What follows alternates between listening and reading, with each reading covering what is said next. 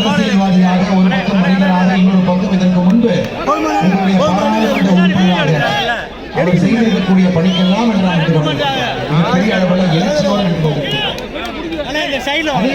அண்ணாமலை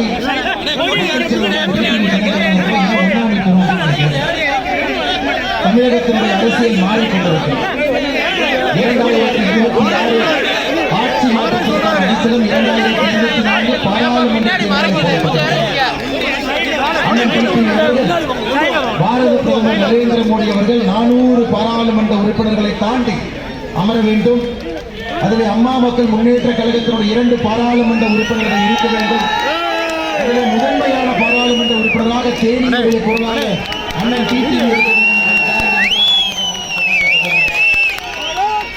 10 ஆண்டு காலமாக பாரத பிரதமர் நரேந்திர மோடியுடைய ஆட்சியை பார்த்திருக்கிறோம். அந்த ஆட்சியினுடைய சாட்சியாக நின்று கொண்டிருக்கின்றோம். 10 ஆண்டு காலமாக எப்படிப்பட்ட ஆட்சியை பிரதமர் கொடுத்திருக்கின்றார் என்று எல்லோருக்கும் தெரியும். விளம்பரமே தேவையில்லாத ஒரு ஆட்சி. ஸ்டாலின் ஐயா மாதிரி இல்லைங்க, 33 மாச ஆட்சியில் இருந்துகிட்டு விளம்பரமா போட்டு நான் வேலை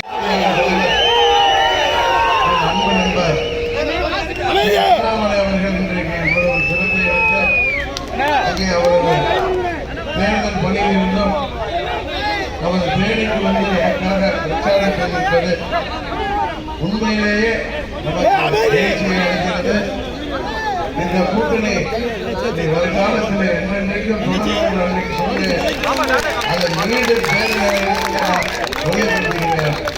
இங்கே வருகை கொண்டிருக்கின்ற பாரதிய ஜனதா கட்சி நிர்வாகிகளுக்கும் தொண்டர்களுக்கும் மற்றும் கூட்டணி கட்சிகளாகிய அண்ணன் ஓபிஎஸ் அவர்களின் அணியைச் சேர்ந்தவர்களுக்கும் தமிழ் மாநில காங்கிரஸ் கட்சியைச் சேர்ந்த நிர்வாகிகளுக்கும் தொண்டர்களுக்கும் பாட்டாளி மக்கள் கட்சியைச் சேர்ந்த நிர்வாகிகளுக்கும் தொண்டர்களுக்கும் ஜான் பாண்டியன் அவர்களின் தமிழக மக்கள் முன்னேற்ற கழகத்தைச் சேர்ந்த நிர்வாகிகளுக்கும் தொண்டர்களுக்கும் தென்னிந்திய பார்வர்ட் பிளாக்கைச் சேர்ந்த நிர்வாகிகளுக்கும் தொண்டர்களுக்கும் மற்றும் இங்கே வருகை புரிந்திருக்கின்ற இந்திய ஜனநாயக கட்சியின் நிர்வாகிகளுக்கும் தொண்டர்களுக்கும் மற்றும் அனைத்து அம்மா மக்கள் முன்னேற்ற கழகத்தின்